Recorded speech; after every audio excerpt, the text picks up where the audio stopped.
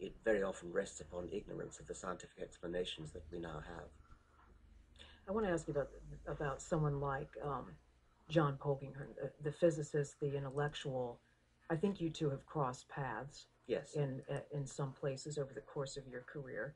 I mean, he basically says that that what we know now tells us that there is no hard and fast truth, either in parts of science theory and in theology. That right now we don't have enough knowledge to know what is the truth, as you proclaim it about theology. I agree with that. Um, John Polkinghorne is a very distinguished physicist, quantum physicist. He's also a Church of England vicar. Now, it's one thing to say there's a lot that we don't understand, and there certainly is a lot that we don't understand, and when we do understand it, it's going to be very wonderful. And I could imagine a good case being made, and I could imagine a good case being made for a kind of deistic God, a sort of fundamental intelligence that started the universe off, that laid down the laws of physics. Wait, you can imagine an argument for that? Are you I saying can you would imagine, I can believe imagine that? an argument for that. You, And what I'm going on to say is that I could respect, and that I could have a respectful argument about. But Dr. Polkinghorne is a Church of England vicar. That means he's committed to Jesus redeeming our sins, to doing miracles, to being raised on the third day, to being born of a virgin. That's utterly different from the sort of sophisticated God of the physicists that you've just been invoking. one of the things that Dr. Polkinghorne has said of you and of debating with Dawkins is hopeless because there's no give and take. He doesn't give you an inch, he just says no. Have I not just given an when inch? you say yes. Have I not just given an inch? He's not here with us, I so know. I don't know how he'd interpret But I have, that. haven't I? I said that a reasonable case could be made for a deistic God who started the laws of physics off, who laid down the physical constants and maybe even anticipated what might happen. That's giving an inch. I think it's a wrong argument, but I think it's a respectable argument. Where's the evidence for that, though? I mean, when you I'm talk not the about one who's I said that was a reasonable case to be why made. though, where's the evidence I'm bending for that? over backwards. It's not up to me to provide the evidence. I think that's actually not a correct argument. But what I have said is that I think that a reasonable case could be made, and I said that specifically in order to contrast it with virgin births, raising from the dead, etc., which is infantile. Have you come to that, or are you saying that? I mean, this sounds like you are being more flexible than you have been. I've always been that flexible. You have? Yes. You've always said in these debates, look, I can imagine a deistic higher power that set things in motion. I do that in a spirit of bending over backwards to say this is a potentially respectable argument as opposed to the theistic argument for Jesus dying for our sins, virgin birth, water into wine. That's obvious nonsense.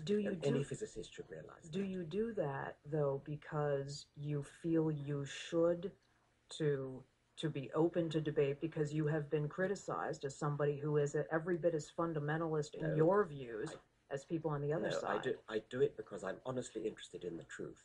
And when I hear somebody saying, as a physicist, I believe that this is one thing that physicists quite often say, the physical constants, that set of half a dozen or so numbers, constants, which physicists at present can't explain, are very, very finely tuned, such that the end result of them is that evolution would eventually happen and we would eventually come into existence. That's the sort of argument that's been made by, I think probably the physicist Paul Davies, for example.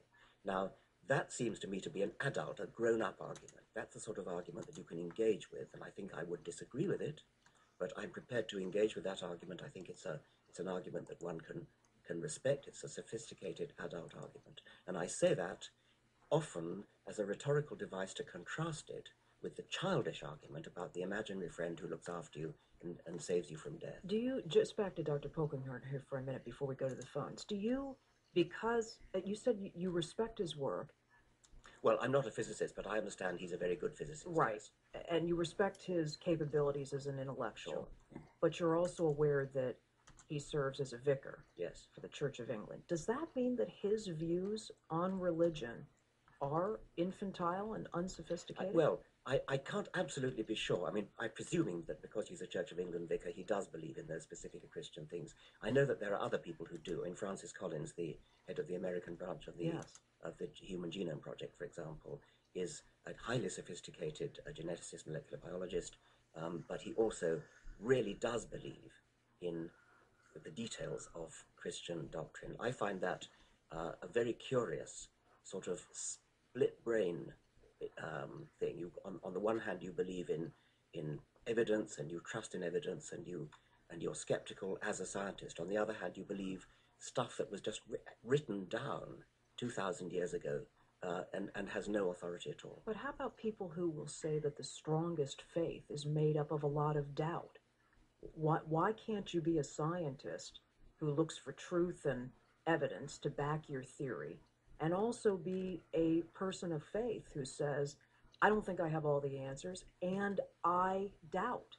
That's part of the faith. I think doubt is great. I mean, I'm a great doubter myself. But just think about what you've just said. You have just suggested, and indeed earlier you suggested as well, with quoting Polkinghorne, that somebody who begins by saying, I doubt, I don't know, we don't know, we should keep an open mind. That's Right. great. On the other hand, they say, and I know that Jesus was raised from the dead, Jesus was born of a virgin. I mean, how confident, how arrogantly confident can you be than to say something like that? I don't say things like that. I don't say, I know something is true. I say, I doubt, I'm skeptical, I want to look at the evidence. It's the Christians who say, beyond a doubt, Jesus was born of a virgin. Jesus was raised on the third day. Well, I think there's a spectrum, isn't there, of Christianity? There is, Like but you I'm will talking find some about Christians. I'm talking about a fairly large majority who will say, by faith, I know that Jesus was born of a virgin. I mean, there's overconfidence for you, if you like. Richard Dawkins is with us in the studio today. He speaks tonight at the University of Minnesota at Northrop at 7 o'clock. Evolutionary biologist, noted atheist, as you can hear if you're listening into the conversation. And I hope you'll join us, 800-242-2828. In the metro area, 651-227-6000. Online at minnesotapublicradio.org. Click on Send a Question. Get into the argument here. I'm curious to hear what you have to say. 800-242-2828, 651-227-6000. If you're finding a busy signal on the lines, join us online at minnesotapublicradio.org and click on Send a Question to Simon in Superior, Wisconsin. Hi, Simon. You're up first. Yes, thanks so much for taking my call. Sure. It's a real pleasure to be on the air. Yeah, I'll just preface my comments by saying I am a Christian. I do work for the Lutheran Church, but I really appreciate your guest's intellectual honesty. I think he speaks with great honesty and integrity, and frankly, I think I hear more from him than I do from many of the people he's debating who may also call themselves Christians. Well, Simon, I'm curious about how you reconcile what he's saying about faith and science. Absolutely. That's what I wanted to get to. I mean, for me, I'm sure my perspective is somewhat different than your guest, but I don't see, I don't necessarily, as I look back at the Bible, the virgin birth, well, that was just, there were all kinds of people were born of the virgin supposedly then, all kinds of people supposedly were raised from the dead. That was just the way they told stories. So I don't look at that, and many Christians clearly do take things in that literal sense. I don't. However, I look back at the tradition and see kind of great transcendent truth in there that is really, and I use truth not in some sort of literal, provable, unprovable sense, but a deep truth and learning. There seems to be a power there that's a bit more than can be put into words, and a bit different than just, well, I like jazz and you like blues, a bit more than